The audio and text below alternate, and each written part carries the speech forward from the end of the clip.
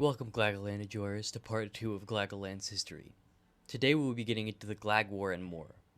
So let's begin where we left off in the Dark Ages of Glaggleland. After the Glaggle Empire balkanized into over 100 kingdoms, it entered its own Dark Age that would last almost 400 years, from 410 to 800 AG. During the Dark Ages, the Great Glaggle have landed ashore on an island inhabited by Glebers after 20 years of being trapped. He learned how to speak their language and told them about the Glaggle Empire. After healing his tail, they wanted him to be named king, so they did, and the Great Glag would lead a revolt against the current leader, Chieftain Glebump, and form the kingdom of Glava, where he would begin to plan to take back Glaggleland. By the end of the Dark Ages, Glaggleland would begin to recover and technology kept progressing. By now there were 12 main kingdoms of Glaggoland, and the kings of them began to appreciate Glaggolasani culture and heritage.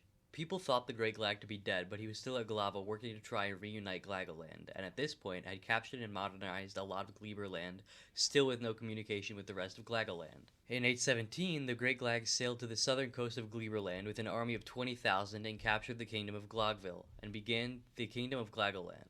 Gigglers flocked to the Great Glag's side, along with most of the Glav and Glebers moving to Glaggoland.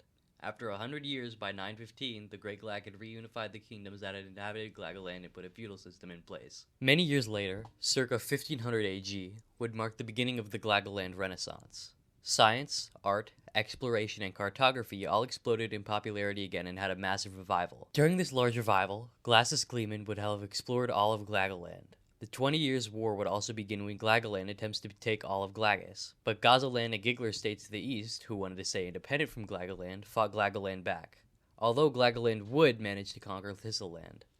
New rides would begin to be constructed due to the great leaps in science, and Thorn Glognuts would be created in Alta Blibli.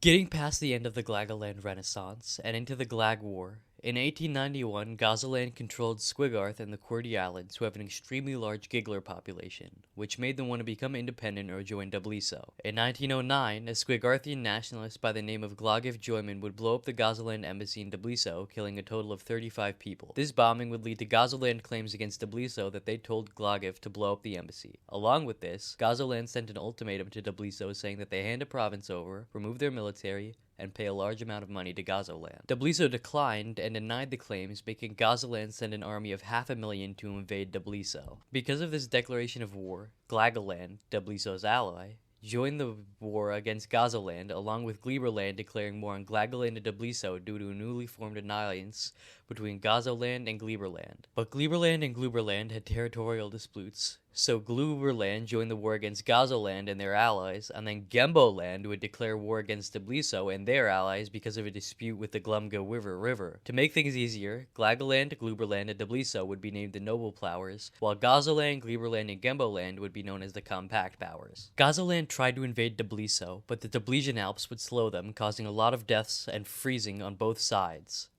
Glaggoland sent troops to fight in Gazoland. Gemboland was swiftly invading Gluberland and arming Glumga Gembos, while Gleberland was also making naval invasions on Gluberland Islands, closing the Glubers in on two fronts. The war began to slow, though, as many soldiers began to entrench themselves. Most all fighting by 1910 had ceased due to these entrenchments, and some places had made ceasefires for Joyulfest, but no land would be gained, even the most horrible battles. The Noble Powers had begun propaganda campaigns against the Compact Powers, leading to many countries who weren't even a part of the war to embargo them, and for 2 years, nearly no war progress was made. During these 2 years, a load of Glaggles would begin to turn into their sad variants from a condition called shell sorrow. This is pretty much just PTSD for Glaggles, because of all the horrors of war. Up to 15% of Glaggles involved in the fighting became Sobbers. Facilities were made to help these Sobbers, but it just ended up making things more bad, leading to Sobbers escaping the facilities and making Frowntown. The war finally began to start up again when the engineer clique began to make Glag tanks and bomber planes, making trenches become partially useless. Gazaland and Gleberland began losing land, but Gemboland began moving very fast against troops of Gluberland and Glaggoland, getting very close to Glunelli, the capital of Gluberland.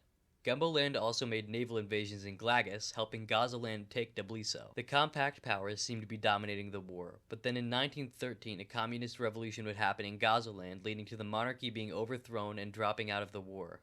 Gazaland would make Dubliso a satellite state. The embargoes on the rest of the Compact Powers began to take a toll, and they would begin to collapse. Gemboland being pushed out of Gluberland, and in 1914 they would ask for peace. Gemboland would pay reparations for the war and hand over a province to Gluberland, while Gleberland would have to hand over Disputed Island to Gluberland and give Glava back to Glaggleland.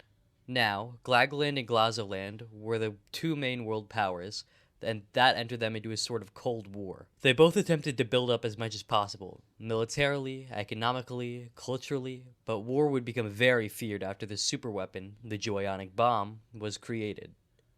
War never broke out, but in 1978, Gazaland became a capitalist democracy from a communist country, and they began to fall behind in the race. But the rivalry would continue until the Infosian gas attack. Wow, that was a lot of fighting and death. That was all of Glaggleland's history, so bye.